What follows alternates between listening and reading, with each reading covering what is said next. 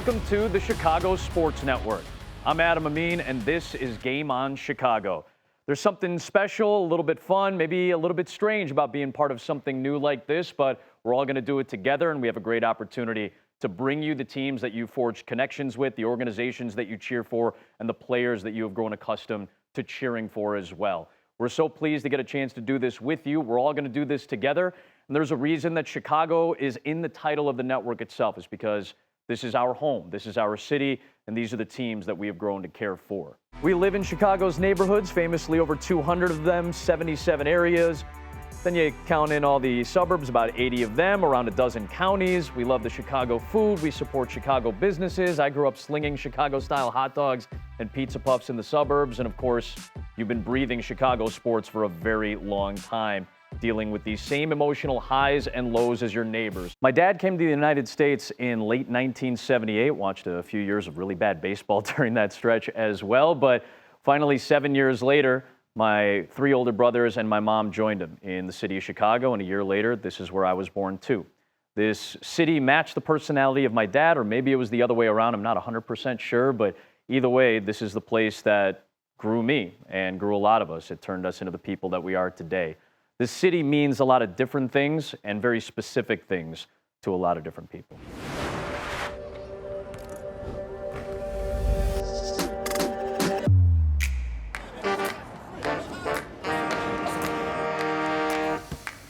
It's not just where we're from, it's who we are. The most electric baseball atmosphere. There's never a dull day in Chicago.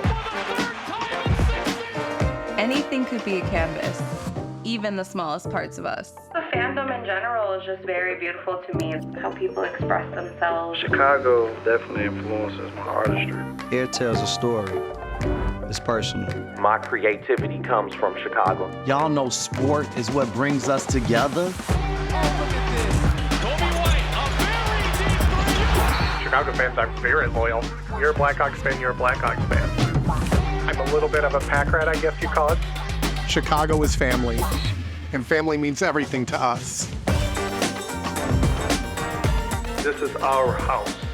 Nobody else can do it as well as we can. Bottom of the ninth, Bo Jackson hit the game-winning home run. There's a lot of magic that happens in those moments. Give me the license to just do what I want. A lot of celebratory moments in my life. What really makes Chicago, Chicago, that's the people from the neighborhoods. We're made of stories. We love this city. It was the best Sox game I've ever been to. Stood here all night celebrating. Sports unifies the city.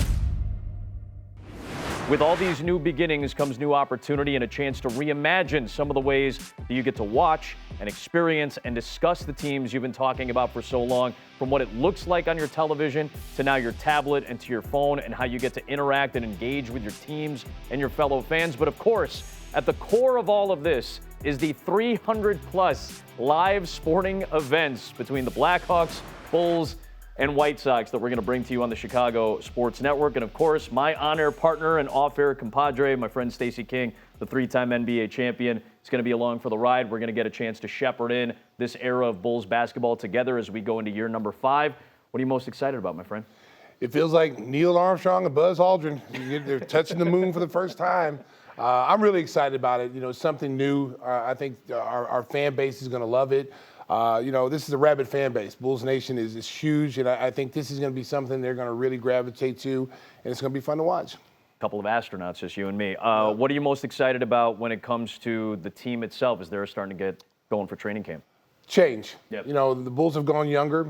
It's going to be a fun, athletic team. There's going to be some ups and downs. This is still a team that's growing and trying to find itself, but there is identity there. You've got Zach LaVine, who a former All-Star, Nikola Vucevic is there. You got Lonzo Ball that's going to be coming back at some point. So I think it's going to be a better year than what people think. I'm looking forward to it. I'm looking forward to calling these games with you. And we're looking forward to being back with our old buddies. We're going to hear from them soon. Jason Goff, Kendall Gill, our Bulls insider Casey Johnson will be along as well to break down more of the season with Stacey. Got a lot of respect for the names and faces and voices that contextualize all the games that you're going to watch. And then you got the folks that are going to help us contextualize it in the bigger picture by connecting it to the goings-on in the leagues that our teams play in. So one of our signature shows, part of our original programming, the Chicago Lead, is going to be at the forefront of that, serving you in that purpose. And of course, we've got our great crew, Brooke Fletcher, David Haw, and Cam Smith to break it all down.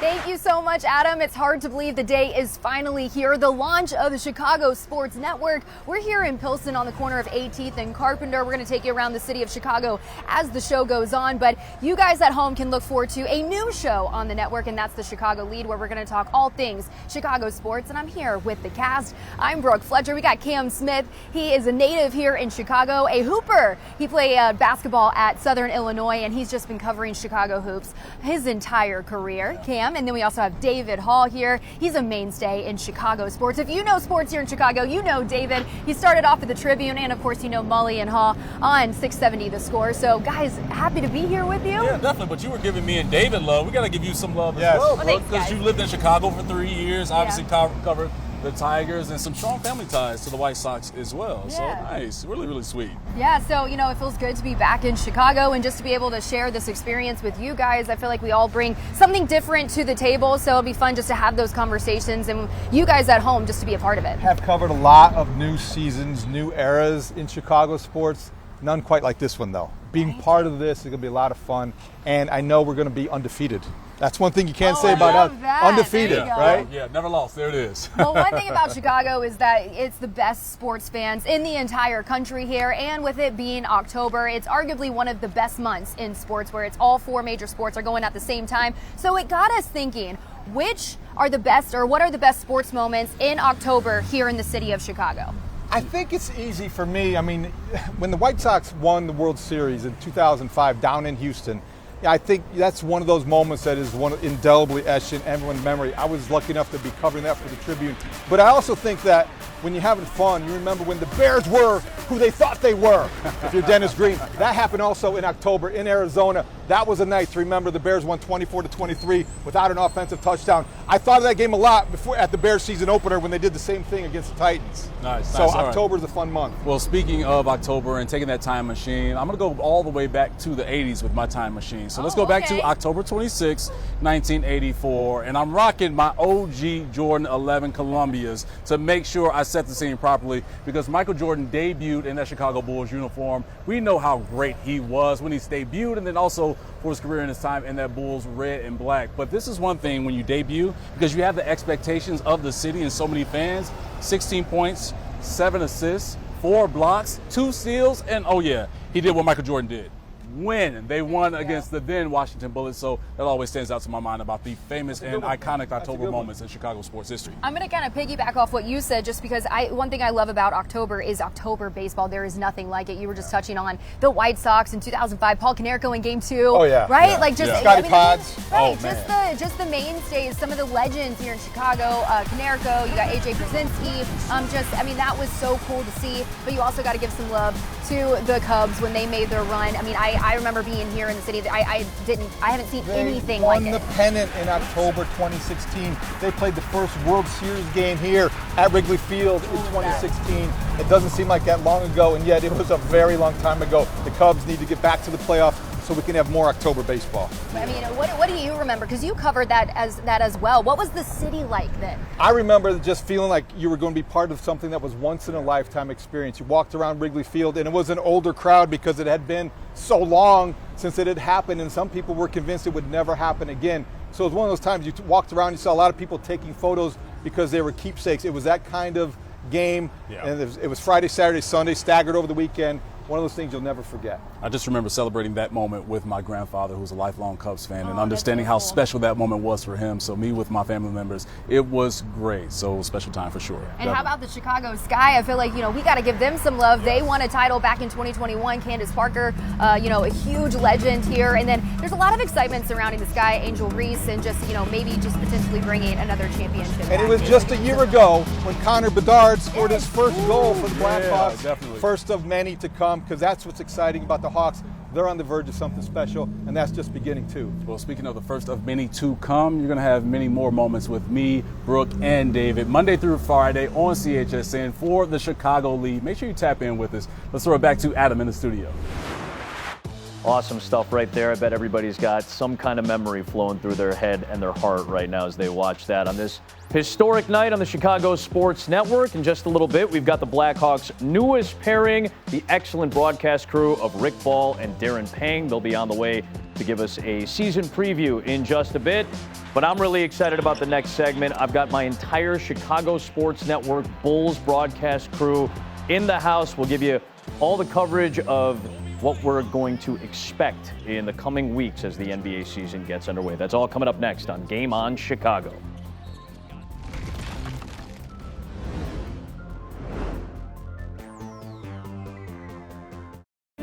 Pearl's Place has deep roots in our community. We've been serving Bronzeville and all of Chicagoland for more than 30 years. We offer freshly prepared breakfast, lunch, and dinner buffets, or guests can order off of our menu. Our guests can be from around the block, or maybe even the Obamas. Regardless of who's dining with us, we want an exceptional experience for our guests. Pearl's Place has the best Southern soul food in town.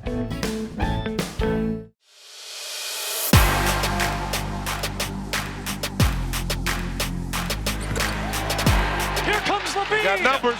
To White for the lead. Oh, meet me at the rim. Back arrow, and don't you be late. Oh, there you go, great dunk by Vucevic. I need more of that, Vooch.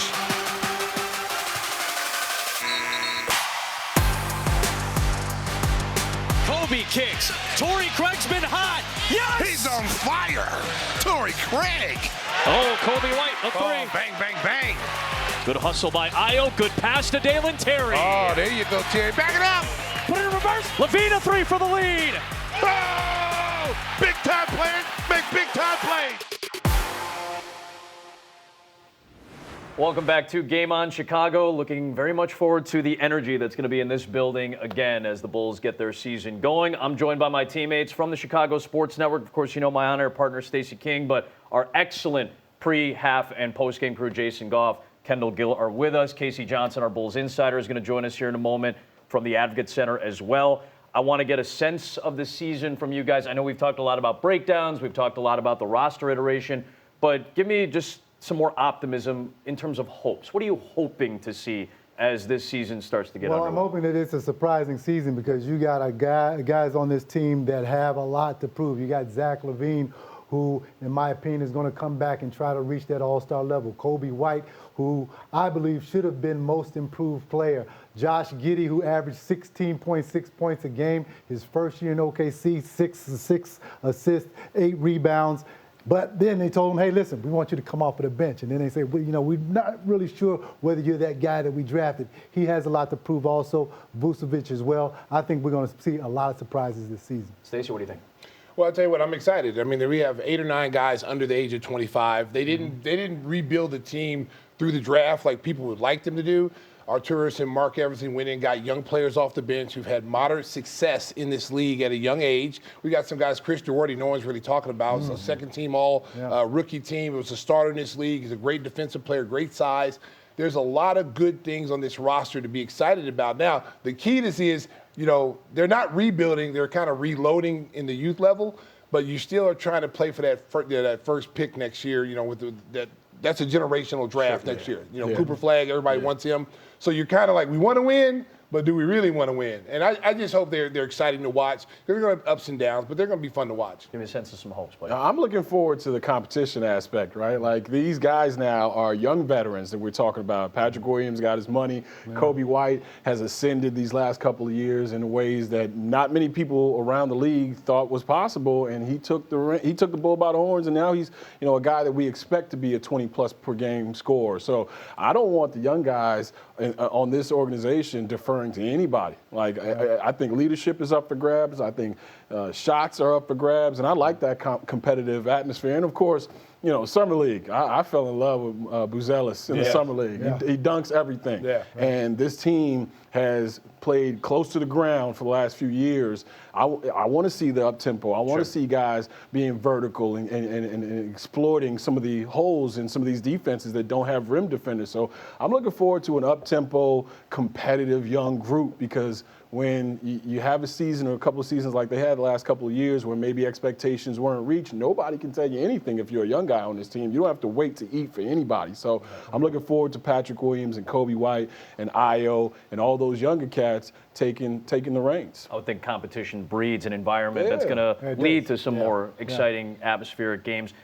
The Eastern Conference still has some questions around it. I know Boston is obviously coming off a championship, but there are some questions around the East. Can you give me a sense of where you're at, where the Bulls are at, where you're at, and your thoughts about the Eastern Conference? Well, it's going to be tough to see where the Bulls are at this point because, you got a bunch of new guys, like I said before. Yeah, a lot of guys that have something to prove, but we have to see how they mesh. Also, Lonzo Ball. We didn't mention Lonzo. Sure, yeah. We have to see whether Lonzo can be the old Lonzo again. If he is for the Bulls, then I think you may be knocking on that door. And I know, Stacey, you don't want to win a lot of games because of the Cooper Flag thing, but we're in a precarious position because we got enough talent on this team to win some games where we can be in that play-in. What are you thinking, man, about the rest of the East?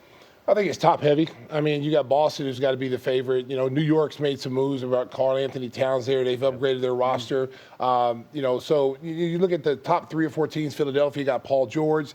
There's 3 or 4 teams that's top heavy, and I think when you go past that 6 range, it's pretty much up for grabs. Anybody could win that because there's a lot of people are going to be trying to lose on purpose. Sure. They don't want to call it tanking, Sure. but there's going to be a lot of teams trying to get into that generational draft. There's other great players besides Cooper Flag in that draft, so it's going to be an exciting year for everybody. JG, wrap it up for Milwaukee. us. I'm looking forward to seeing how Giannis and those boys come back.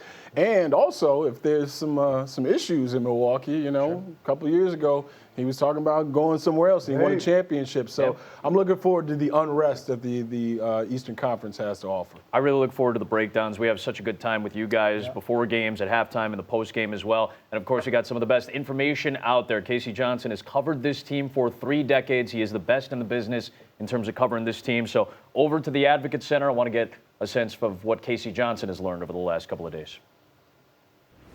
Thanks, guys. Obviously, every NBA season has its share of intrigue, and to me, the Bulls season centers on 2 delicate balancing acts. On the one hand, you've obviously got management with a new roster iteration with the trade of Alex Caruso and the sign-and trade of DeMar DeRozan. They are targeting younger but experienced players in Josh Giddey, Jalen Smith, Chris Duarte, and the like. So this brings up the first delicate balancing act, and that is this is a management that has said they still want to try to win every game, but on the flip side of that, they still owe a top 10 protected draft pick to the San Antonio Spurs as part of that original sign-and-trade acquisition of DeMar DeRozan. So how do they balance that act of instilling winning habits in this young core, but also possibly maintaining that draft pick, which would be helpful for their rebuild, especially with all the teams in the East that are going through a transformation as well. The second delicate balancing act is you still have Zach LaVine and Nikola Vucevic on this roster, and while both players are extremely professional, they also thrive with touches and shots. So how does Billy Donovan and his coaching staff juggle that balancing act of developing young players like Josh Giddey, Kobe White, Ayo Dosunmu, Patrick Williams, while still keeping Zach LaVine and Nikola Vucevic happy? There's a lot of juggling going on, but that's why it'll be an intriguing season as always. We'll send it back to you now, guys. Always appreciate the context that Casey applies to situations like this. I don't think it's going to be boring. I think they'll be interesting. I think there's going to be a lot of close games. I don't think this is going to be a boring season by any means. No, I don't think it is at all. I'm looking forward to it because we have so much talent. And like I mentioned at the top of the show, listen, guys have something to prove. Also, Patrick Williams just signed a contract. In my opinion, he's always been the X factor the last 2 years. Really good stuff from Jason and Kendall, pre, half, post game. Casey will be with us all season long. Stacey and I are looking forward to bringing you the games on the Chicago Sports Network. The preseason begins on October the 8th. We're looking forward to bringing this to your screens. Love having the band back together for Bulls basketball. We've got a new line pairing for Blackhawks hockey coming up. The venerable Rick Ball and Darren Pang ready to bring you all the action from the ice. Let's join the boys right now. Well, it's a new season for the Chicago Blackhawks on a new network in the Chicago Sports Network, and I've got myself a new partner in Rick Ball. And Rick, welcome to Chicago. I know we can't wait to get things started. Can't wait. Love the city. Can't wait to cover a great team, an Original Six franchise with a generational player. Lots of reasons to be excited, and And a great partner, too, Darren. Well said, Rick. Well said. You know, you look at this team, though. We talked about Bedard, and, you know, year two for him is their number one center, number one overall pick last year. What are your expectations for Connor? He's still very young, but coming off a Rookie of the Year performance last year, he was terrific. Well, I mean, he was one of only 3 18-year-olds to ever lead his team in scoring. You know, the other ones are pretty significant players, including Steve Yzerman. So I really think that what he learned last year, what he went through with a lot of younger players, how he had to handle some adversity of going on the road and battling the number one center iceman, the number one or the best tandem on the blue line. Not easy when the other team gets the last change. So I've already noticed a significant difference early on here in training camp and the way that he trains and how much faster he wants to be because he knows he's got to be that way. And the other part of it is, too, he's got some new teammates. And he's got a group of guys that have been around the National Hockey League. He'll likely play a lot with Tyler Bertuzzi on one side, maybe Tara Vinen on the other, or a Taylor Hall. So I think that's really going to amp up his play as well. And I'm really looking forward to seeing Connor in his second year, which we all know is the hardest year. The sophomore year is harder than the first year because everybody knows you're coming. And number 98 is not going to surprise anybody this year. Yeah, he was terrific last year as an 18-year-old, but we expect even better things this season out of Connor Bedard. And surrounded by veteran guys, you know, Kyle Davidson did a terrific job in terms of stockpiling assets, ton of draft picks, and also a lot of cap room. And as a result, they signed 7 free agents in the offseason, Darren. A lot of veteran guys, 7, 8 cups amongst the group they bring in. So, you know, as a team that was really young last season, they'll have a ton more experience this year. Yeah, and there is a big difference. You know, when you're in a locker room and you're a guy like Nick Foligno that will do anything for you. In fact, everybody knows that when Connor Bedard got hit in New Jersey, it was Nick Foligno that ended up being out for 3 weeks with a broken finger because he went to the aid of his young superstar. He knows what to do. He knows the intangibles. But also, as a veteran player, he'd really like to look around the room and talk hockey with guys that have been around the league for as long as he's been around the league, and that's exactly what Kyle did. Not just character guys at the end of their career, character guys that have won championships, character guys that know when to speak up at the right time.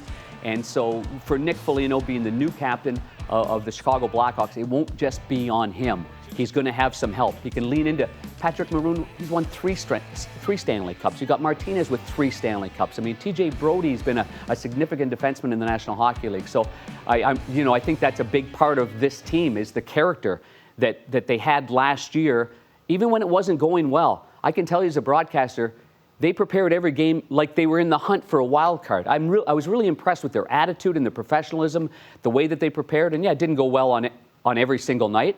But man, they beat some good teams. Yeah. Really beat some good teams. And that was pretty impressive, going on the road and beating the likes of Tampa Bay and Colorado or a Toronto Maple Leaf club. So those are good stepping stones for this year. And with the added veteran presence that Kyle brought in, I think Luke Richardson's, number one, going to love it because they're going to also be able to lean on the young players the same way he would without them hearing his voice all the time.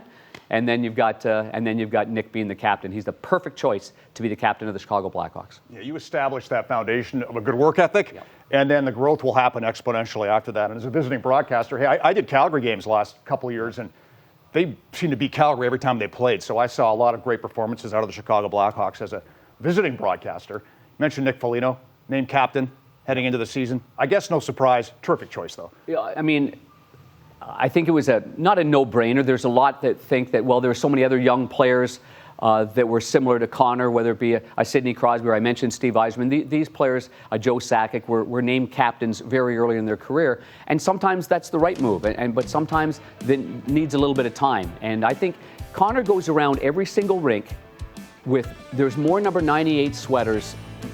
There's family waiting for him. There's friends of friends. He has a lot of responsibility already on his plate, being the face of the National Hockey League.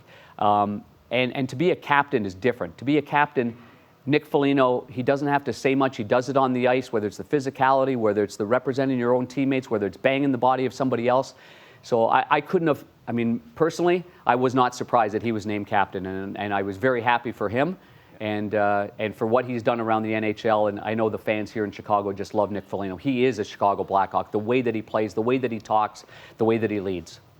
It'll be a great year. Can't wait to get started right here on the Chicago Sports Network. Panger, can't wait to start with you, buddy. You too, pal. Yeah, looking forward to it. Can't wait. Back to you. Gentlemen, we appreciate it. We'll take a short time out. On the other side, listen, you've had to explain things about the city, very specific nuance things to your friends and to tourists over the course of your lives. You'll know exactly what we mean when we break down the Chicago debates in just a few. And our own Brooke Fletcher sat down with White Sox rising star Jonathan Cannon. That's next.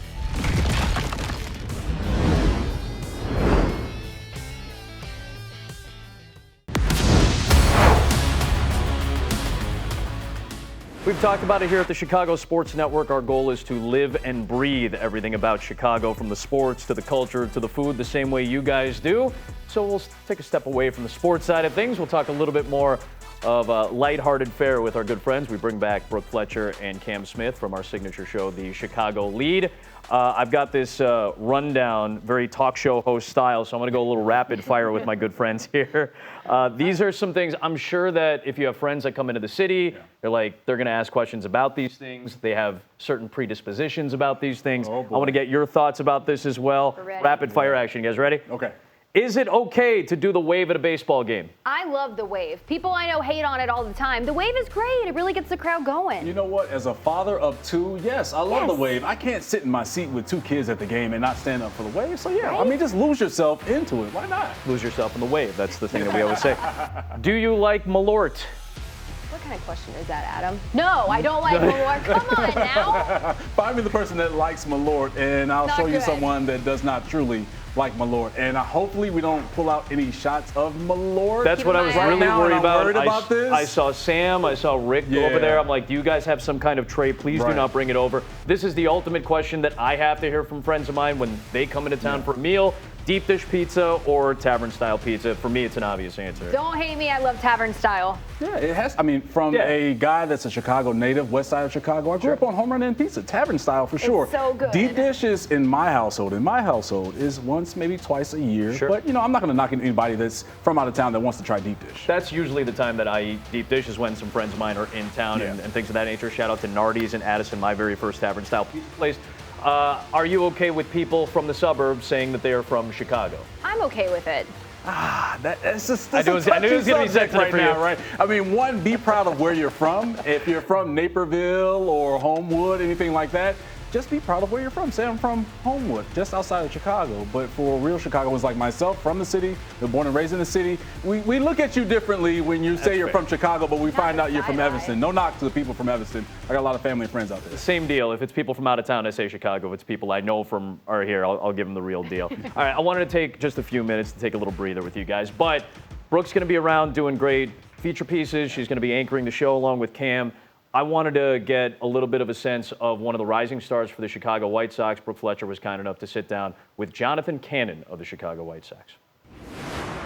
Jonathan, well, you made your debut in April and you were coming off potentially your last start, which was a really good start, I would say. So how do you feel like you've just grown as a player just throughout this entire season? Yeah, I mean, it's definitely been a lot of ups and downs, a lot of learning experiences overall. But, I mean, I feel like just getting to all the guys up here, getting comfortable, just getting in the routine of being a major league starter has been wonderful for me this year, and learning from guys like Flex, Crochet, Fetty when he was here. It's been great overall. You're learning from those guys. What's the best piece of advice that they've given you? I think just being really good about the routines in between starts. It's a long season, 30-plus starts. You just have to have a really good routine. And I think that's definitely been the biggest adjustment, is just figuring out what works best for my body on a 5-day, 6-day routine, whatever it is, to go out there and perform my best. Well, you got a year under your belt here, so as you're heading into the off season, what are some things you're really focusing on just to build off of? Yeah, I mean, I think really it's just sort of execution, working on some of the command of the off speed. I think I can take a step forward in that area. I think that'll lead to some more strikeouts, but I think overall it's just continuing that routine, establishing that routine, knowing what I got to do coming into spring training, and then just going out there and executing. I mean, I kind of say executing, but it really is that simple, just going out there one pitch at a time. Maybe add something to your arsenal? I'm definitely known for tinkering and adding pitches and subtracting pitches, but I'm happy with where my arsenal's at right now, and just look to kind of improve on some of those pitches, the consistency of them. There's so many young stars in this organization, specifically pitching. You got Noah, you have Drew and Hagen, so and you're part of that group. So what does it mean, or what excites you most, just being a part of that young pitching stars that's really going to help grow this organization? Yeah, I mean, I really think that it starts just building the camaraderie. Me and Thorpe have lockers right. Me, Thorpe, Davis, and Burke and Crochet are all right next to each other in the locker room. We hang out every day. We've become really good friends, and I think that just is kind of the building block in spring training. I got to meet Hagan when he was up here a couple weeks ago, and he seems like a great guy. I really enjoyed watching him when he was at Arkansas. He's a great pitcher, so I'm excited to see him in spring training. But it really just kind of comes down to the camaraderie and just pushing each other to be better every single day and talking through pitches and game planning and everything. And I think that's just the biggest thing, is just learning from each other. You talk about Grady and Sizemore. Like, what has he meant to this club and just, being able to, since taking over in the clubhouse? Yeah, I mean, I think that Grady is just an unbelievable guy. I didn't get to talk to him a whole lot when he was just like on the bench coaching the outfielders, but now that he's become manager, he's just a great, cool presence in the clubhouse, very consistent every single day, and I think that just speaks to the kind of player he was. Played for a long time, has been in the game for a long time, know what it takes, and I think that's big for us as players, and seeing him and every single day, and just kind of a calming presence in the clubhouse, and especially going through the year that we're having, it's nice to have that consistency from him in the clubhouse. Yeah, you mentioned the year, and there's a lot that you can, sometimes adversity brings out the best in you. What can you learn from a year like this? I think it really just comes down to kind of being a professional about it. Every single day coming in and trying to do the job, trying to win the game at hand, and not really looking too far into it. Obviously, everyone in the clubhouse knows kind of where we're at now, and it's been on us for the whole year of getting us to this point. And every single day we come in just expecting to win. All right, Jonathan, thank you so much. Yeah, thank you. Appreciate Jonathan joining Brooke, and Brooke obviously goes from baseball to college football. She does a great job covering that. We'll meet some of her colleagues as they step in to break down the best of Big Ten football. It's coming up next on Game On Chicago.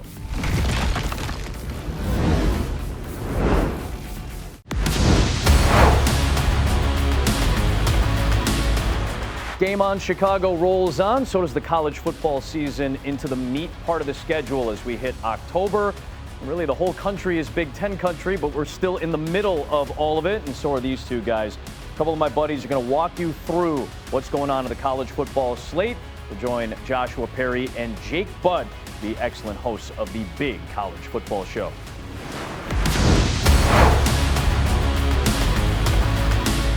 Thank you.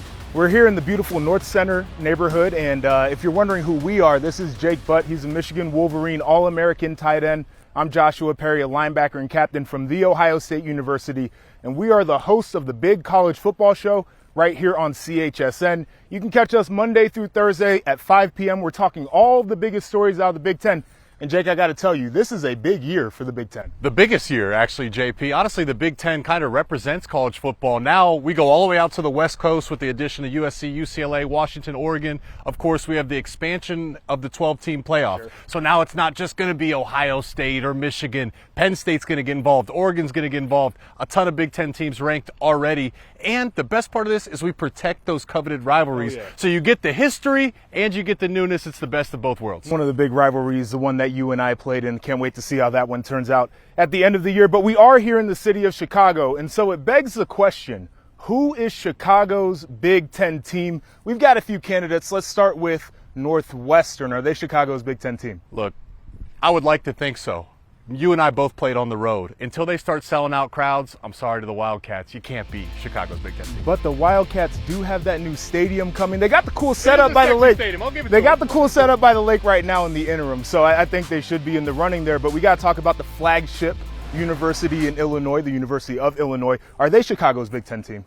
Let's see this year. They're rocking, they're rolling, but no, they can't be Chicago's Big Ten. We'll certainly see the orange and blue during basketball season. It seems like it's going to be a good football season for them. And like I said, they've got the fan base for sure. But how about one, not here in Illinois, but Iowa? I walk through downtown all the time. I see the Iowa flags out. I work with plenty of people who went there. Are they Chicago's Big Ten? Look, I moved here 2 years ago. I live in Lincoln Park, Old Town. I've seen more Hawkeye colors, more Hawkeye fans than anybody.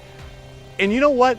They're proud of their team, even if they don't score too many points. But still, I don't know if Iowa's Chicago's Big Ten team. I got my eyes on one team. Okay, Iowa's up there for me. I was shocked when I moved here how many times I would go out and I would see that Hawkeye logo. Certainly a team that will be in the running there. But we got to talk about your alma mater. See, People in Columbus, Ohio stay in Columbus, big thriving city. The Wolverines come to Chicago, city of opportunity. Is this Chicago's Big Ten team? This is Chicago's Big Ten team. I promise I'm not being biased. Honestly, the entire planet of Earth, North America, United States, everything is Michigan's. This is Michigan City right here. And you know what? There is a pipeline. All right, I went to Ann Arbor. You know how many of my friends just got jobs in Chicago? There's a pipeline, Ann Arbor to Chicago. You can't, I mean, you see the Block M everywhere walking around the city, right? I do. It's funny because when I'm taking walks through the neighborhood, I see people, they've got their shirts, they've got their hats, they're walking their dogs are wearing Michigan sweatshirts. It's even worse now because Michigan won that title. Everybody busted out their old gear. They didn't used to wear it. I can tell you that to be for certain. But as I look at Michigan, yes, I would say that they have the strongest case up to this point for Chicago's Big Ten team, but there is one more we want to talk about. And it's not really a Big Ten team, but we cover the Midwest. We cover college football at large. Notre Dame, where do they fit into the mix for Chicago's team? They're well represented. They're just like Ohio State. They're just like Michigan. They got fans everywhere. You know, my grandfather played for Notre Dame, frankly, so I always got a special place in my heart for them. And I would probably give them a little bit more credit had they not dropped the ball versus NIU earlier in the season. My point in saying this, JP, is it's a moving target. When your team's rolling, the fans like to puff their chests out a little bit more. Irish are well represented. I can't say they're Chicago's team. I will say it is a short ride, though, to South Bend from Chicago. We know people make that trip back and forth. They have huge representation. I think I like your point, though. When the teams are playing well, Chicago will certainly represent them, Jake. Yeah, man, it's going to be a fun year with you. I'm excited to break it down. Fun year with you guys. We will be on CHSN Monday through Thursday, every single day at 5 p.m. You can catch us there.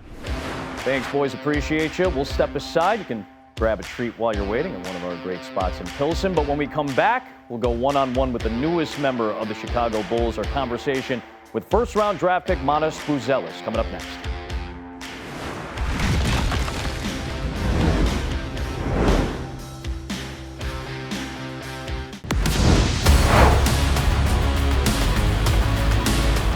Welcome back to the United Center, the home of the Chicago Bulls and the Chicago Sports Network. And the specter of that man looms very large for any player that ever puts on a Chicago Bulls jersey. But I would imagine that the weight is a little bit heavier if you grew up here or around the city of Chicago. That is the case for the Bulls' first-round draft pick, Matas Buzelis, who gets a chance to sit down with our very own Cam Smith.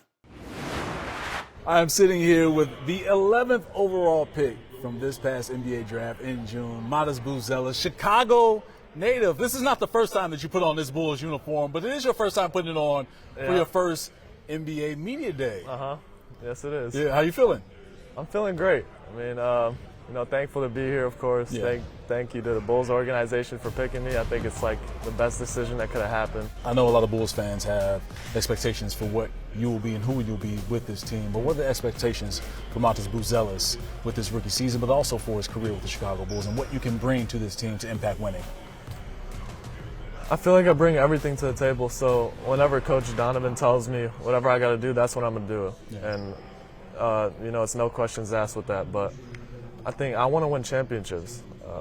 I believe that we can. I think, our guys that we have right now are extremely talented. Everybody works hard. Everybody wants it. So, but I want to win championships for this rookie season. I want to win Rookie of the Year, and it's going to be on me, if I don't. But it's all up to me. Whatever I do on the court, how consistent I am every day, and that will translate. All right, man, we'll get to more lighter questions and answers on this one, man, because you are a Chicago native. We know Chicago has the best food in the city, and I'm a Chicagoan, so I can say that, right? Because we know it's true. But what's your favorite food spot in Chicago? Favorite food spot in Chicago? So many, it's tough, right? D'Amato's. Okay. Yeah, I like that spot. Okay. I like that spot. What is it about D'Amato's that you love? I like the classiness of the place. It's not too fancy. The pizza's amazing, and they got the subs. So, get a little combo going there. That's my spot right there. Gotcha, D'Amato's. All right. What about favorite hangout spot in the city of Chicago? Come on, bro. part of being a rookie, right? I mean, you got one of your vets in Kobe White doing that to you. But that helps in terms of just the growth and chemistry that you guys have with each other, just to have fun moments like that, right? Yeah, exactly. Having those type of moments. He's turning red everything too, man. Like, he's trying to hold it in, but that was great. It's too funny. Kobe's probably the funniest guy on the team to me. But having those type of moments, I think just builds us as a team, and we gel really well. Okay, gotcha. All right, let's get to my question that you were getting ready to answer before Kobe came in and scared the life out of you. What's your favorite hangout spot in Chicago? Hangout? Yeah. I don't really like to go out much. I like to just stay inside, see family, friends. Nice. But I don't know, hangout spot at the gym. Okay, love that. I love that. I know a lot of Bulls fans love to hear that too. Yeah, I understand that for sure. When you think about the 24-25 season from a team standpoint, but also as an individual, what are your expectations that you have for yourself and this team this upcoming season?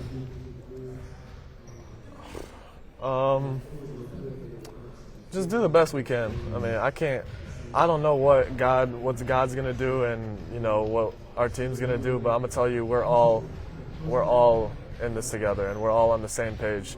So, I can't tell you what's going to happen, but everybody wants to win. Yeah. Everybody wants to be successful. So that's what I can tell you with that. Well, I'm expecting to see 1-4 catch bodies like he called in Vegas Summer League, like we saw this past summer. That. Okay, there we go. All right, so you can expect one of those things from Matas Buzelis, Bulls rookie, 11th overall pick for the team. Bright future for this young man. Cam, thanks so much. We've heard Matas talk about being hungry to bring home a title, but the question is, which franchise is closest to hoisting a trophy for the city of Chicago? We'll talk about that next.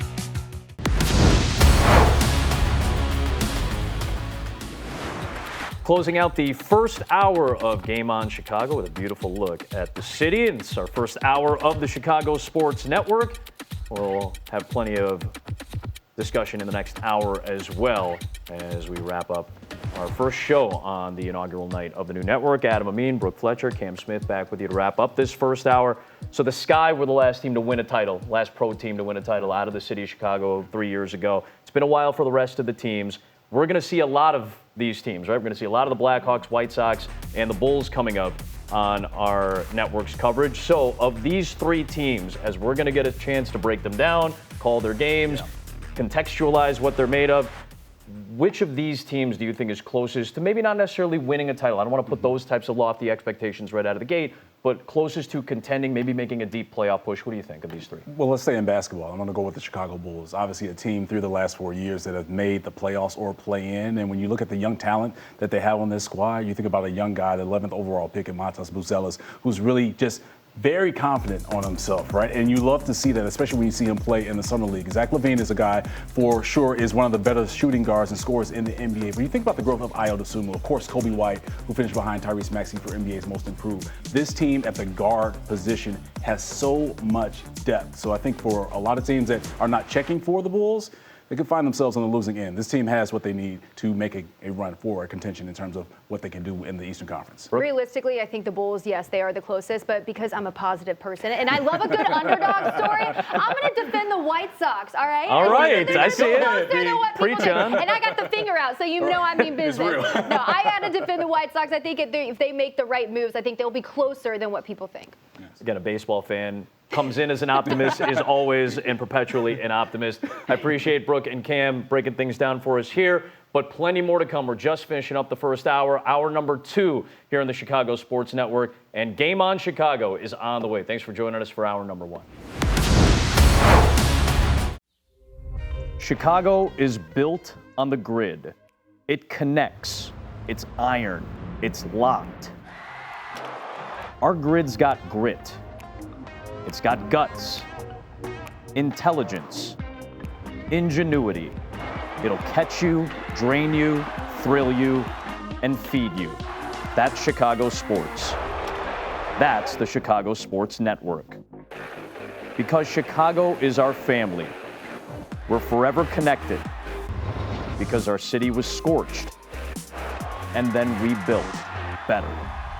We love our alleys and our gangways. We love our perfect grid, sliced by Milwaukee and Elston. embraced by Archer in the lake, the river, a ventricle, another force of nature we handled, reversed, affecting all our arteries. Because Chicago works. Chicago's got heart and plenty of heartbreak, but we're proud of the teams we rep on our chests. We are Chicago. We are the Chicago Sports Network. Everywhere you are, the Chicago Sports Network is home.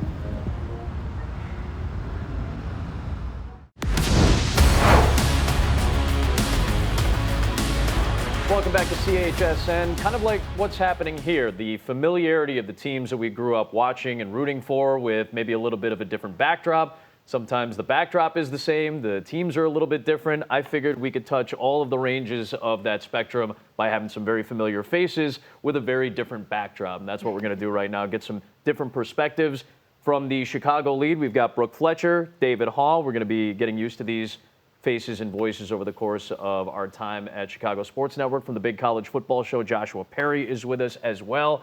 And I wanted to get you guys in here to talk about that same thing, the familiar backdrop of the same teams that we've been watching with a lot of different faces that are now involved. And I want to start with you, David, because you've covered this Chicago Bears team for 2 decades, the better part of a quarter century now at this point, and you've seen the evolution of the young player, you've seen the veteran come in. You're looking at a number 1 pick. You're looking at a 22-year-old kid who's playing quarterback. I want to start with Caleb Williams since the Bears are at the forefront of the city. He's different. He's different from the others because he has not only got the arm talent or the athleticism or the instincts, he's got the it factor, and this is a Bears town. He can own it if he continues this arc. Things have been a little shaky early on, but you see the things, the intangibles, and the other stuff will come. Caleb Williams is the best young star right here in Chicago right now. Great stuff from David. Brooke, I want to ask you about the baseball side of things. Yeah. Your family's been through it. Your family's been through lean years. You've covered lean teams. You look for a silver lining, usually some young superstars. Yeah, when you got a guy like Garrett Crochet, he was one of the few bright spots for the White Sox, I would say, this season. And so, I mean, just to have that veteran presence in that pitching staff, specifically in the starting rotation, I mean, he just put himself in the national conversation his first year as a starter. Now that's going to be the question, do they want to stick with him or do they maybe want to take it in a different direction, get something back for him? So, but he has been huge for the White Sox this season. Joshua, you've been in the position of being a young athlete that has a lot of weight on their shoulders. Angel Reese had just that over the course of her season with the Sky. And she delivered, right? We're talking about a player that brings the personality, she brings the style, but she also brings the attitude, which we saw plenty of on the court, but it's backed by substance. I mean, we saw the string of double-doubles that she had, the way she was able to rebound in a record-breaking fashion. I think the city should be excited about this, and people took notice of the WNBA this year. Part of the reason why is because of Angel Reese.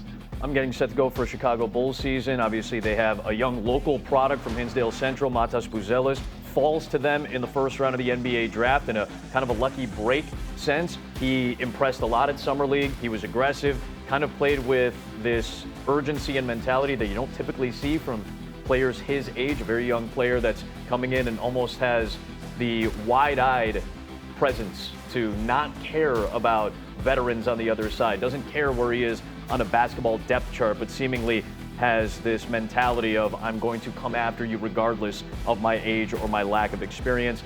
We, of course, cannot talk about young stars, Brooke, without talking about Connor Bedard. I mean, the Calder Trophy winner right here. Yeah, he had his setbacks, but this is a generational talent. When you are being compared to Connor McDavid, you've got your face already on the side of buildings in Chicago. This is the rising star here in this city. So many people are excited about him. This is what you want to build a team around when you have a young star like Connor Bedard. I want to take it around the table here because I want to get your guys' opinion on just who are you most excited for? Who do you have the highest expectation for? Brooke, you want to start it? Oh, gosh. Okay, well, Connor Bedard, I think, you know, the expectations are set high for him, but I think he is going to meet those expectations, if not already meeting them. But I think Caleb Williams, you know, we've talked a lot about him. When you have a quarterback can change everything for a team, and he has all of the athleticism. You were just talking about it, David, but if you put the right weapons around him, I really think we could see things starting to change for the Bears in the next few seasons. I think so, too. I think Caleb Williams has the best opportunity to be the brightest star for the longest period of time. But Connor Bedard is probably the surest bet just because of where he is from a skill set perspective. And I think that Caleb Williams needs so many other things to go right. Connor Bedard is going to be a superstar in the NHL for a very long time.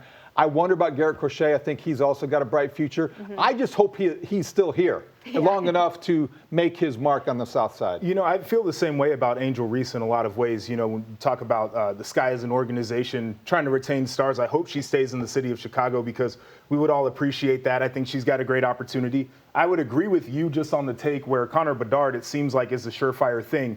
Caleb Williams has a heck of an opportunity, and you mentioned this being a Bearstown. It certainly is, but I think the unique thing about these young stars right now is they're more prepared than players in the past to be stars because they're so used to attention. Yes. Whether it's on social media, they all played in nationally televised games coming up. Like, they are ready to be in a big city and rise to the moment. He was a millionaire before he stepped foot at House Hall. And not that that makes him anything special, but he is used to the attention. He's used to managing his money.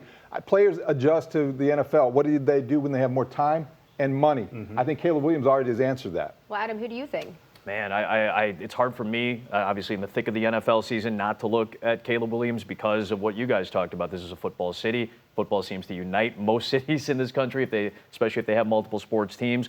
And the pressure of moving past the last 4 decades in Chicago Bears history, I think, has weighed heavily on the fan base over the course of 4 months out of every year. The NFL is a 12-month sport now, so that conversation continues all the time. The pressure on him has got to be reduced. He needs an offensive line to protect him and the weapons to throw to, and then we'll see the real Caleb Williams. JP, I want to ask you one thing before we finish it off. What is the difference between the athlete, even when you finished up your college career, not even a decade ago, compared to where they're at now? I mean, again, the maturity, I think, for a lot of these young people coming into the pros is really high. The other thing, they train. Right? Like, you know, I was a guy who played multiple sports. We played year-round, but the way that they're locked in and dialed in right now makes them more prepared to be pros. Great stuff from all 3 of you. We're really looking forward to the Chicago lead with these two, the big college football show with this gentleman and Jake Butt. All 3 of them had mentions of Connor Bedard, though, and obviously the weight on this young man's shoulders at just 19 years of age to help carry a franchise back to prominence. He had a lot of help, though, this summer. Over the course of this offseason, a lot of moves were made to help him out. And with the first overall selection in the 2023 NHL Draft, the Chicago Blackhawks are very proud to select from the Regina Pats, the Western Hockey League, Connor Bedard. Coming around is Bedard. He scores! Bedard across style scores! Bedard now, Main Street, he scores! There needs to be a progression. I don't know how many point standing slots that is, but we can't finish second last in the league. I think the standard has to be raised, the expectation has to be raised. He's a natural leader whose commanding presence is impossible to miss, and his wealth of experience gives me and our entire organization the confidence that he is the perfect person to help guide this team as we continue to take steps forward. The one thing I'm going to make clear is that there's no shoes to fill. That's been done. That'll never be touched, and his legacy will live on for a very long time. But what I'm excited about is this is a new era, so to speak, and it's about growing this team to that direction. Scores! Bedard, one-timer score! You know, I learned a lot last year, and I think that's going to be beneficial for myself, kind of coming in this year and having the knowledge of playing in the league and you know, dealing with everything on and off the ice. So happy to have that, and not kind of the curiosity of what's going to happen.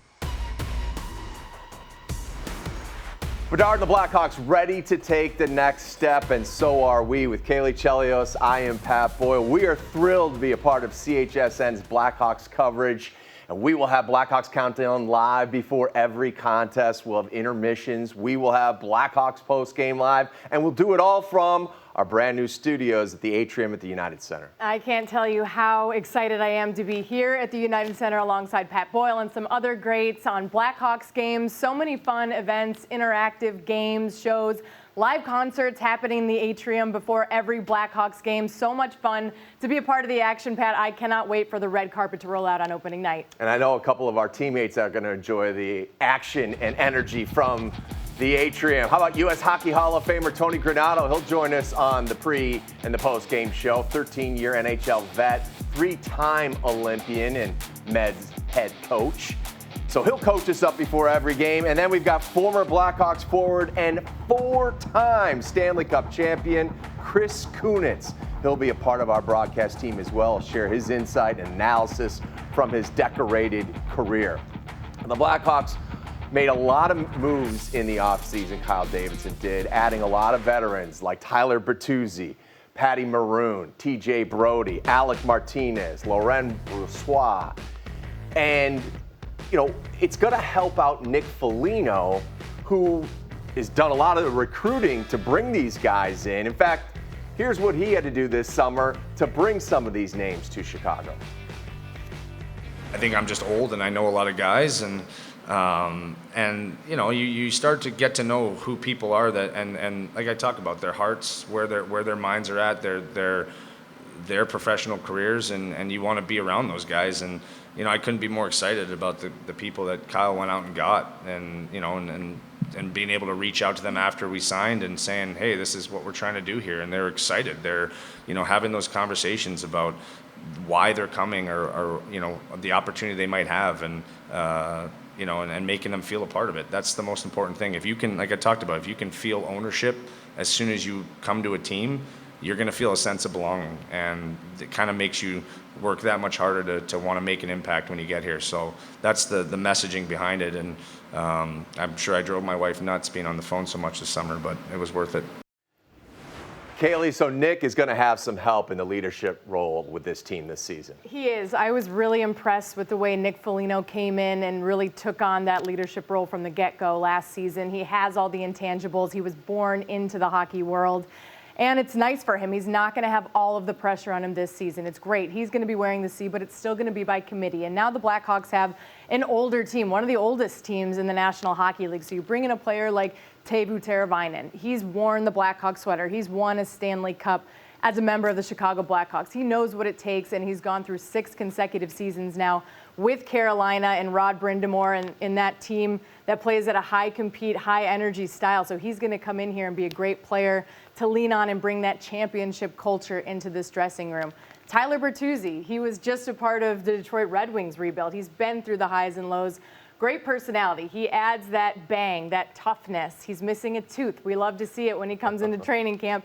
You know that's a good sign for this group. You've got the toughness, somebody who's been there in this situation already, and then had to perform and put up some of his most productive numbers in a high-stakes, high-pressure situation like the Toronto Maple Leafs where he was, and Boston for a short period of time. So they've got the high-end skill. We may see them play with Connor Bedard, but either way, great leadership. Pat Maroon, 3 cups. That's 3, different ways of winning championships with 2 different teams. And I just think you can't put that the way that these players have come in here. They know their role. They've been there. They can keep these young guys in check, teach them how to be professionals. So it's great that Nick Foligno is going to have so many different older guys that have been there in all sorts of positions in their career, and he's going to be there with them leading the charge together. And they all get to play with one Connor Bedard coming off the Calder Trophy performance of his rookie campaign. He had 61 points in 68 games. What are your expectations for Bedard in year 2? Really impressive. Connor Bedard, every single night last season, he was the show to watch. I couldn't wait to put him on TV, and he performed really well. I think obviously he missed the 5 weeks, which maybe he would have been a little bit more productive at the end of the season. But I think all things considered, he's looking at this season, he's saying, I want to be a 100-point player. I have no doubt that Connor Bedard is going to be a 100-point season player and 40-goal scorer. I don't think this season is going to be it. It's very difficult to do that when you're on a team at the bottom of the standings, but I think it's fair that if this power play gets going, he gets line mates like Tyler Bertuzzi and Teuvo going for him, he could very well add to the 22 goals he had last season, 10, 12 goals maybe, hit the 30 to 35 goal mark, and really show a huge jump in his production this season. So we will see Connor Bedard in year 2. He will light up CHSN each and every night. And Kyle Davidson said this team is ready to take the next step. But how big a step could that be? I'll chat with the Blackhawks GM coming up a little bit later on in the show. Pat and Kaylee, really appreciate that great stuff on the Blackhawks side of things. We're going to shift the focus a little bit to the pro football side of things. If you need a show to keep your eyes on for the rest of the football season, we've got the show for you. We'll talk about it on the other side of the break.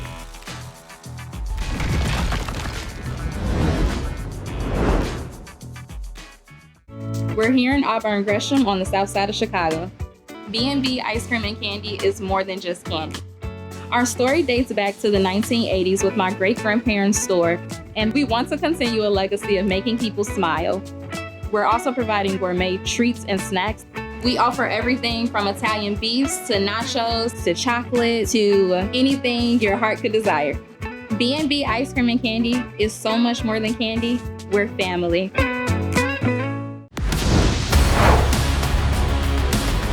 Inaugural night of the Chicago Sports Network, kind of a new era of broadcasting, coinciding with the new era of Bears football with the #1 pick, Caleb Williams, at quarterback. To help you sort through all of the chatter about the Bears, time to introduce you to the crew of the Big Pro Football Show.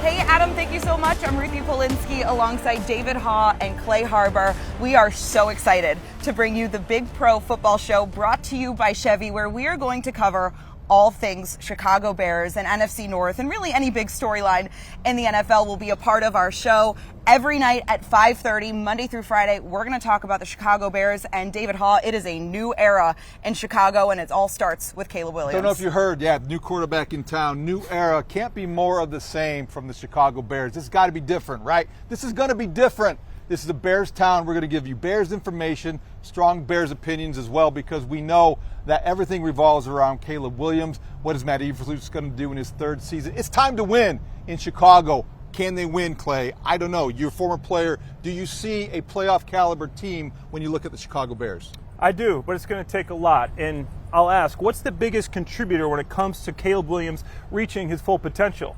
Is it the exciting weapons around him? No, it is the line in front of him. I'll argue that a big, strong, consistent offensive line that can protect in the passing game, as well as open holes in the run game, is more important than anything. And we all know what happens to a promising young quarterback that doesn't have a good offensive line in front of him. I think we're all too familiar here in Chicago. I think they have to find a consistent five. They have to find an identity, whether it's the spread them out, fun and gun, whether it's the run play action. Shane Waldron has to come up with an identity, because you and don't fast. want to waste this defense. You don't want to waste another Chicago-style Bears traditional hard-nosed defense that'll hit you. And that's what they have. That's what will help Caleb Williams come into his own quicker. Yeah, and I've really been saying this all offseason and really into the first couple of games of the year, is that the best thing for Caleb Williams right now is this defense, because every single game this defense is going to keep you in it. And there's so much continuity and so much consistency with a lot of the talent and, of course, the defensive coaching staff for this defense to really pick up where they left off last year and keep this thing going towards the playoffs. This was supposed to be the best situation any overall #1 overall quarterback was coming into. So far, okay, mixed results, but it's a long season. The defense can play. It's elite. The offensive line, well, it's a work in progress. Absolutely. If they can protect up front. I've been a part of a lot of good offensive lines and, unfortunately, a lot of bad offensive lines. And I can tell you the margins between success and failure are minimal. If they can flip this switch and become a solid offensive line that can protect, I think Caleb Williams will improve and have a good year. And they've got to improve. The NFC North is for real. Those teams around the Packers, the Vikings, and Lions, they're not getting worse. They're getting better. You guys are getting me fired up. We got the brains, we've got the former athlete, the talent, and I'm just here to navigate the conversation and have a lot of fun while we do it. So we will see you every single night, Monday through Friday at 5:30. It's the Big Pro Football Show, brought to you by Chevy. We can't wait. Ruthie, David, Clay, we're looking forward to you guys breaking down the rest of the campaign. Of course, when the Bears finish up, baseball will be right around the corner and nowhere to go but up for the White Sox. We'll talk to the guys who will bring you action in 2025 coming up next.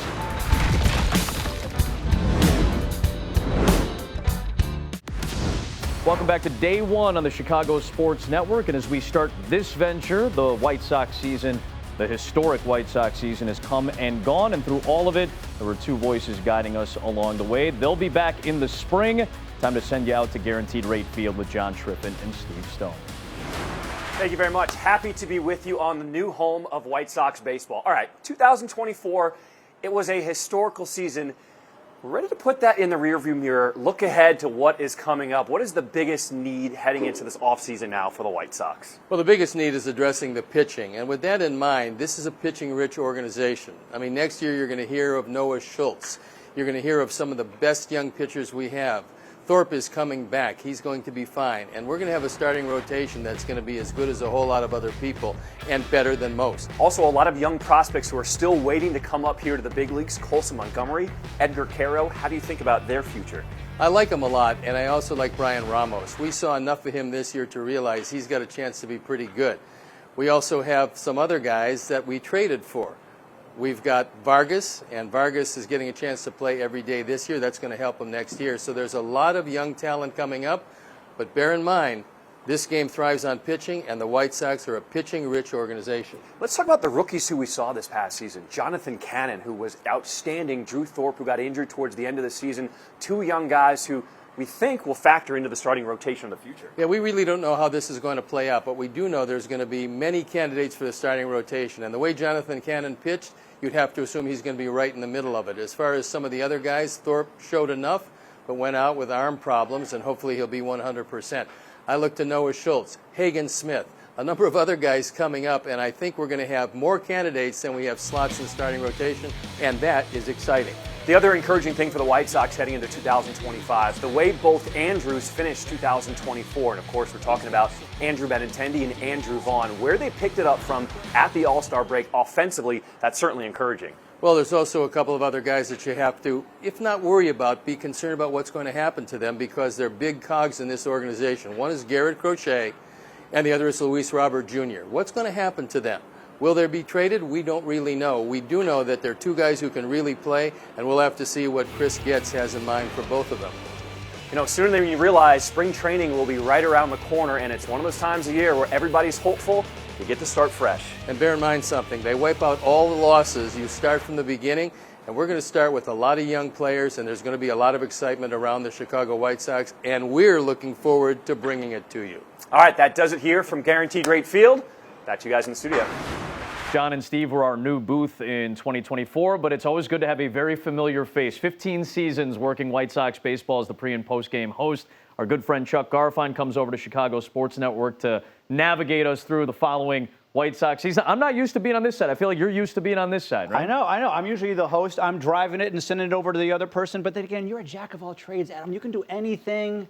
You'll flourish in this little segment. Master of literally nothing. I want to go right to kind of the news of the week with the White Sox, Jerry Reinsdorf and his letter to the fans. Obviously, this made some moves over the course of the last few days.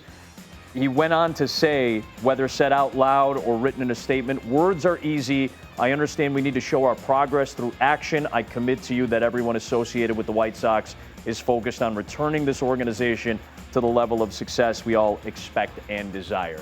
You are the one that navigated all of us through what was a historic season, obviously a dubious one, 121 losses, but give me a sense of your takeaways from the season and your takeaways from what Jerry Reinsdorf said this past week. Yeah, I mean, that was candid stuff from Jerry Reinsdorf. He said it was, if you look at the whole thing, it was a failure, no excuses. He takes responsibility for what happened. And he also said, these are just words. Fans want to see actions. And that is what this front office needs to do, is turn this around. And I think there's been a lot of things going on behind the scenes that the fans aren't seeing. What are you seeing? You want to see wins and losses in the major league, on the major league team. But there's a lot of stuff that's going on in the minor leagues, a lot of stuff that has to happen with the organization. They're going to have a new analytics director. So you'll start seeing things progress in the minor leagues. Double-A team won the championship, and Double-A, the Birmingham Barons, the Kannapolis Cannonballers got to the championship. So the prospects are getting better and better, but fans want to see results, and it's up to the White Sox, especially starting in 2025, to be better here in Chicago. And in baseball, it's the toughest thing, right? These are long processes over long periods of time. We've saw it with the Astros. We saw it with the Tampa Bay Rays. This happens over a long period of time. I want to know for you personally, after a season like this, or even not a season like this, even if it were a great season, 8 months, just about day in, day out for you, maybe a Monday, maybe a Thursday off here and there, but for you, how do you decompress after 8 months of going nonstop? What does Chuck Garfien do to kind of settle things down? Other than turning on the TV, wanting to see Adam Amin call playoff baseball, I watch the Bulls, watch the Blackhawks. Baseball's in my blood. Sure. So decompress, yeah, I'll take some time away and do some things, but it's in me. It's in my DNA, so I'm just going to be like counting the days to do this all over again, and hopefully it's a better season than what we just had. It has to be. It has to be. What do we got? We got 4.5 months or so, about 5 months until pitchers and catchers start to report. So we'll get a chance to see some of these younger prospects that have some weight on their shoulders as they start to make their way up to the big league. I mean, the White Sox have a lot of good young starting pitching and even relief pitching. They got to find some bats, and it's up to Chris Getz. They're going to make some trades this offseason and find some guys that are going to help this offense, because this was the worst offense I've ever seen. And you can ask anybody. They were 100 runs worse than anybody else in baseball. It has got to improve. The hope is that the prospects will help that cause. My friend, always a pleasure to be with you. Chuck right. Garfien, we're so thrilled that he's with us on our White Sox coverage on the Chicago Sports Network. So coming up next, we've got more coming up with the head coach of the Chicago Bulls. How is Billy Donovan feeling ahead of the upcoming season? And are you ready for a Zoom meeting? We know somebody who may be ready for such things when we get a chance to talk to her. That and more when we return here on the Chicago Sports Network.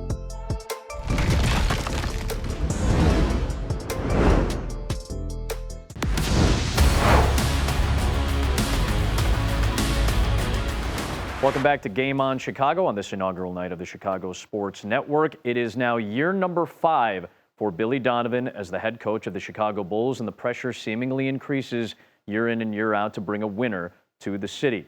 Cam Smith caught up with the head coach of the Bulls to get his thoughts on the upcoming season. Cam Smith here with head coach Billy Donovan of the Chicago Bulls. Billy, let's just start it here, man. How was your summer? Like, how are you feeling coming into Media Day and training camp? I'm excited, looking forward to it. It was a busy summer. My youngest daughter graduated from college. Nice. Congratulations. My oldest daughter got married.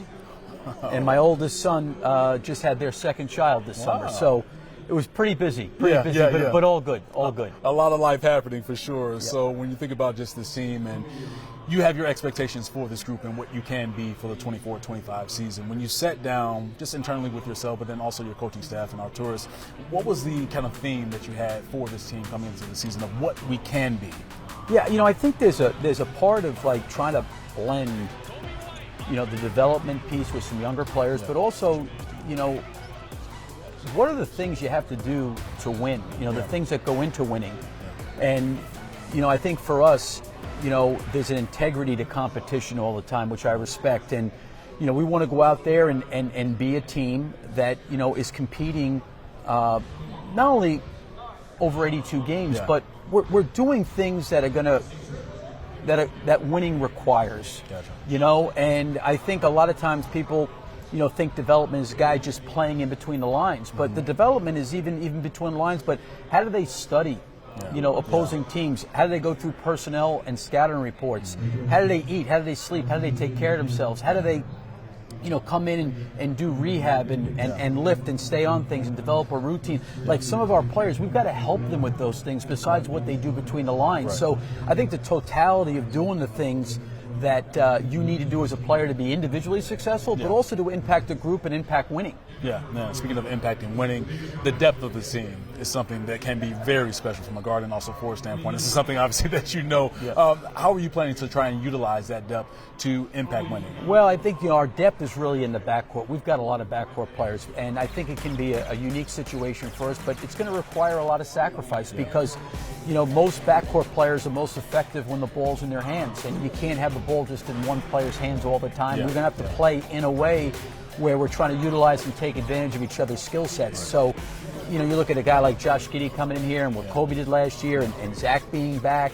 Io had a great year last year. You add Duarte, you have Dalen Terry, Javon Carter. There's a lot of backcourt players. So we're going to all have to function and play well together. Yeah, no doubt about that. You mentioned Zach and him being back with his team. You just sat down with him. And just from a body language type standpoint, it looks like he's ready to go. He's just understanding that he's been down for a long time, obviously being out with the injury, but also a guy that has spent that time making sure that mentally and also physically that he's ready to go for the team. So how does he factor in to this movement that the team and the franchise has with this group? Yeah, he was in here in September, and it was really the best I've seen him look coming into a training camp physically. He had knee surgery a couple of summers ago, and he was kind of rehabbing through that, and probably took him a little bit of time to get his legs under him. This year his season was cut short with the foot injury and then having to have surgery. But he's had a really good ramp-up period this summer.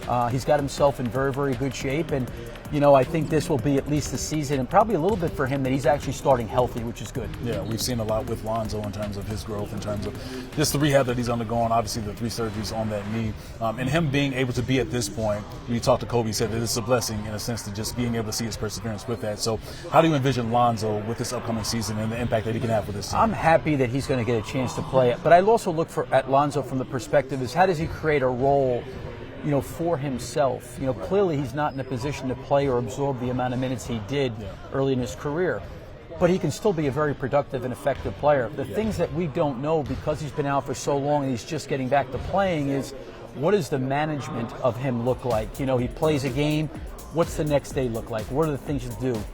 Where is that minute that's a sweet spot for him where he can be a consistent guy that's available?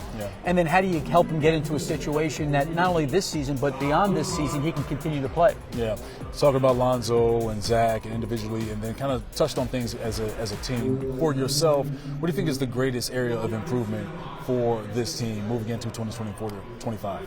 Well, I think you always got to try to play to your team's strengths. I think that we've got to play way more up-tempo than we have in the past. I think I said in the past, I just didn't feel like our team was really built to play fast. I think that this team can do that. I think that's one thing. I think the other thing we're going to have to put a huge focus on is the fact that defensively we're going to have to do it collectively as a group. We're going to have to do different things, maybe come up with different schemes, different situations. We lost a player in Alex Caruso who was such an elite defender and could a lot of times just guard guys one-on-one. We may be in a situation where we've got to provide more help. So how we can build out an identity defensively. All right, Billy, look forward to seeing you guys this upcoming season. Thanks for the time. Great stuff there with Cam and Billy Donovan.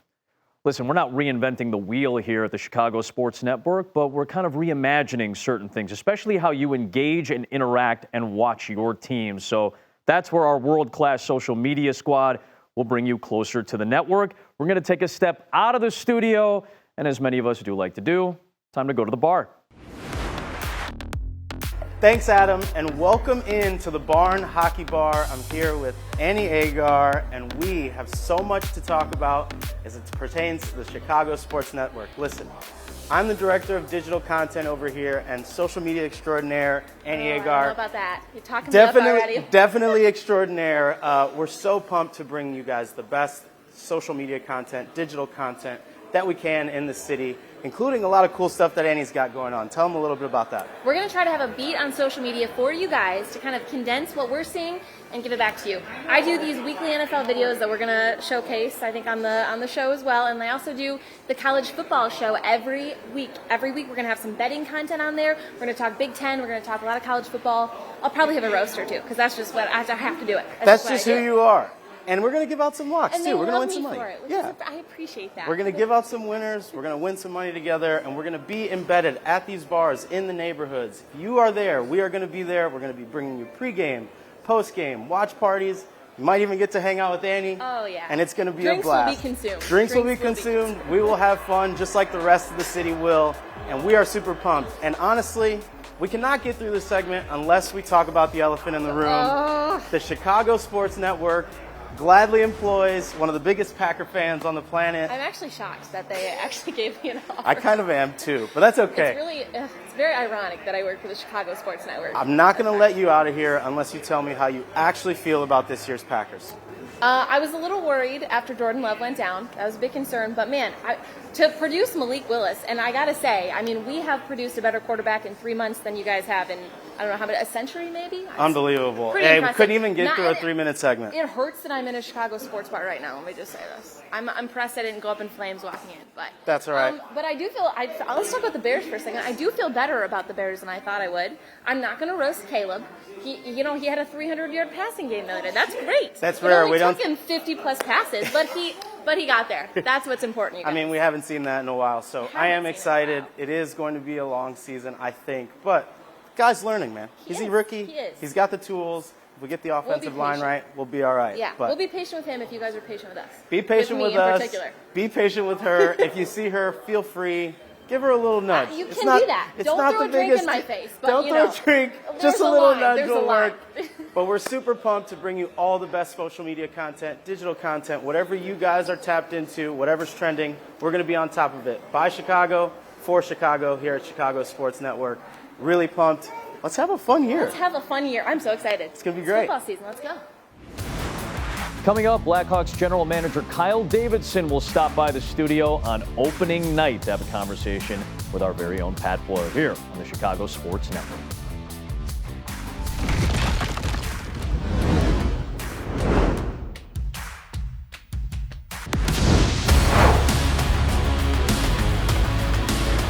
Welcome back to CHSN. Rebuilds aren't fun until they are. And that's where the Blackhawks seemingly are right now, as they name their 35th captain in franchise history and 36-year-old Nick Foligno.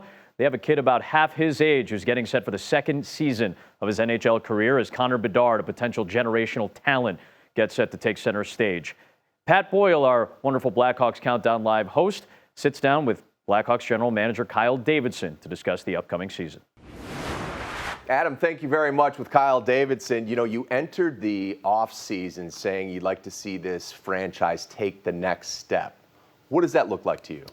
Yeah, I think it mainly goes to our execution of our game, right? You know, we'd like to get more wins. We'd like to climb the standings to some extent, but we also have to be realistic about where we're at.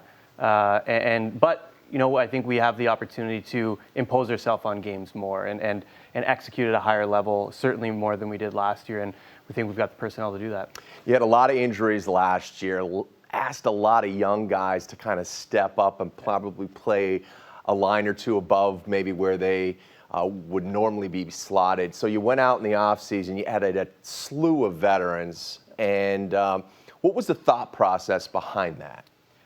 Well, we want to build an environment of competition, and we want to make this team difficult to crack.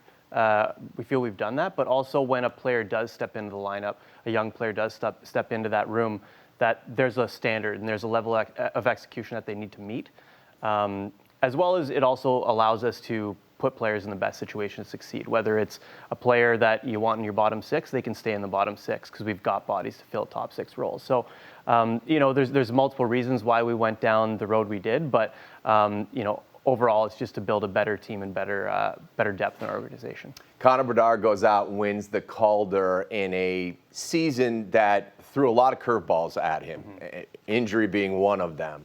What are your expectations for Bedard in year two?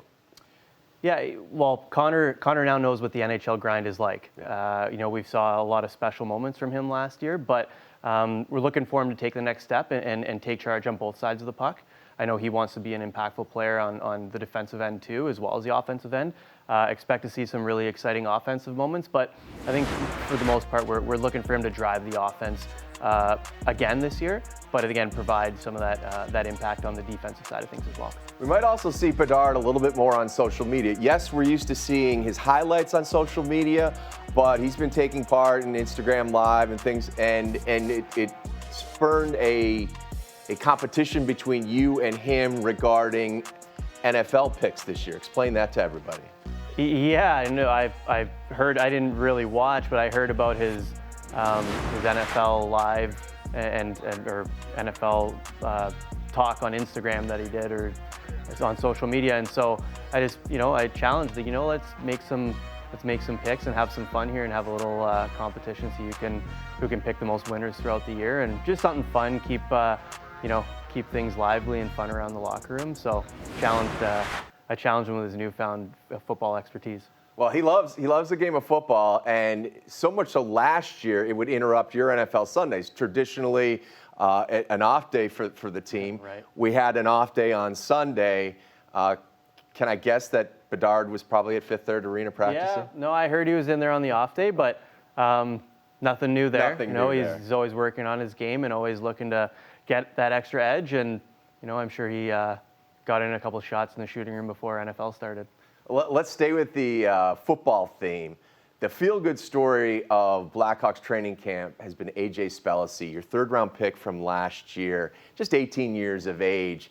And he's sticking around a little bit longer in camp because of what you've seen. For those that don't know his story, he has not been playing hockey very long, and he was quite a football player before he decided to pivot to hockey. Yeah, no, AJ was a high-end football recruit, Division I football recruit, and only really started doing hockey and playing hockey full-time, within the last 3.5 years. And so he's a crazy athlete. He can do just about anything in the gym. He can jump out of the gym. He's an excellent skater, but he's just such a raw ball of clay that he's picking up so much and learning so much being around the NHL coaches and NHL players that you get to see the growth in him over the last couple of weeks. So he's played well, and so he's earned to stick around a little bit longer. The camp kicked off with you naming Nick Foligno the 35th captain in Blackhawks franchise history. This is pretty much a no-brainer, right? Yeah, I think anyone that walked into our locker room last year could sense that was Nick's room. He was the leader in that room. He was the person that, when something needed to be said, he said it.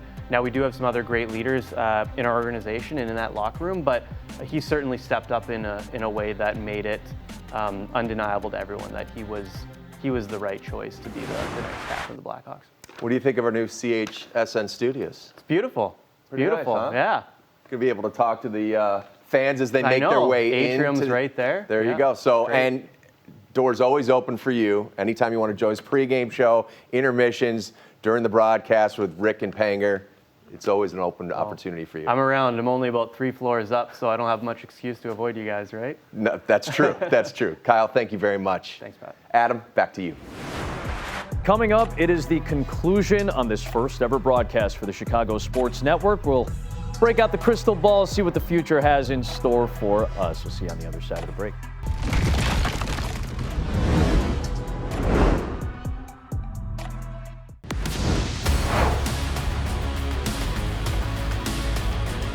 A few more minutes here on our inaugural night on the Chicago Sports Network. We've kind of hit you over the head plenty of times with the numbers, 300-plus games, but don't forget, 5 p.m. every day got you covered on the gridiron with a big college football show. Joshua Perry and Jake Butt will break down the Big Ten, break down Notre Dame. Right after that, we'll slide over to the pro football side, the big pro football show with David Hall, Ruthie Polinsky, and Clay Harbor. And, of course, anchoring our lineup is the Chicago lead, Brooke Fletcher, Cam Smith, David Hall will get you caught up with the latest in Chicago sports. It's all part of our complete coverage here on the Chicago Sports Network. One last time with my friends who we dragged in. That's one of the nice things about being at the United Center. They're just wandering around, so we dragged them in for a little while for a few segments. So glad that you guys got to sit down and talk to us about these things. But this is a big deal, obviously, for all of us. We start this new network tonight. You always kind of look ahead, right? It's kind of tough to gauge things, how they are immediately in the aftermath of something. But a year from now, I hope that this place is kind of riding high and we're doing a good job. I want to know what you guys are thinking a year from now. We're going to put the crystal ball out in front of us. I want a year from now, October 1st, 2025. Give me some Chicago sports prediction, even if it's wishful thinking. What do you think? All right, not to put any pressure on Connor Bedard, but on Patrick Kane's third season, he won a Stanley Cup. Next year, Connor Bedard will begin his third season. Maybe not win a Stanley Cup, maybe lofty expectations, but be ready to play deep into the playoffs. The Hawks should be on that arc or want to be on that arc. When you build around a superstar, that kind of thing is possible. So a year from now, the Hawks better be ready. All right, I like that one. We're going to be looking at year 2 of Caleb Williams playing for the Bears. And we've seen the flashes already in year 1, let's be perfectly clear. Year 2, he should be much better. So we're probably going to be talking about a Bears team that's going to be right there in the thick of a team that can make it to the playoffs, maybe make a deep run. All right, well, I think the Cubs, they're going to be in good shape. Craig Counsell having him another year. They're going to make moves this offseason. But I strongly think that the White Sox, they're going to be better off than what people expect them to be next season. Yes, they have to get the manager right. They need somebody that has the experience, also knows who he is a young guy that can relate to the players, but knows who he is and wants to be as a manager. I also say this because of the young stars that they have in this organization. The Birmingham Barons, they just won the Southern League. You take a look at that pitching staff. You have a lot of studs there, and they can just be, the start of something special being built with the White Sox. I'm not giving up hope on them, guys. I'm a positive person. The Bulls will be just on the fringe, competitive, entertaining, and flirt with the playoff spot like they always are, it seems, Adam. Give me a sense for what this means tonight en route to our coverage as it really starts to get going. What do you guys think? I think this is a special sports town full of passionate fans, and we're going to be there for them, offering information and opinions, and hopefully serving them as well as they have served us. I mean, the name is on the network. It's about Chicago. We're going to represent Chicago. I'm excited to do it. Yeah, there's no other city like this. One of the best sports towns in the country. We're excited to be a part of it. It's a really big deal for us. We're glad you took a couple of hours to sit down, get introduced to what the network is going to bring to you in our inaugural program here on the Chicago Sports Network. This has been Game On Chicago. We hope to bring you some great coverage coming up.